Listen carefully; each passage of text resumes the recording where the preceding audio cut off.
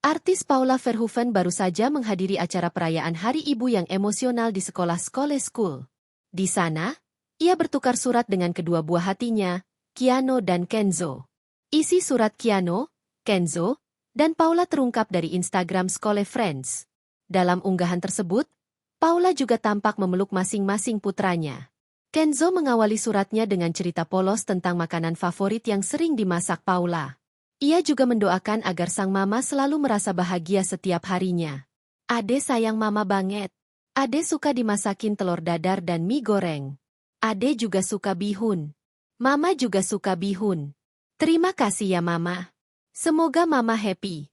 Kenzo, tulis Kenzo. Membaca itu, Paula membalas dengan ungkapan rasa rindu yang sangat mendalam. Mantan istri Baimong ini mengaku sangat ingin selalu berada di dekat Kenzo untuk memeluknya setiap saat. Rasanya mama kepengen meluk dan cium adek tiap hari tiap detik.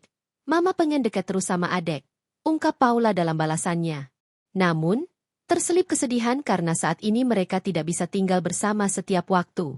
Paula meminta maaf atas jarak yang memisahkan mereka karena keadaan yang sedang terjadi.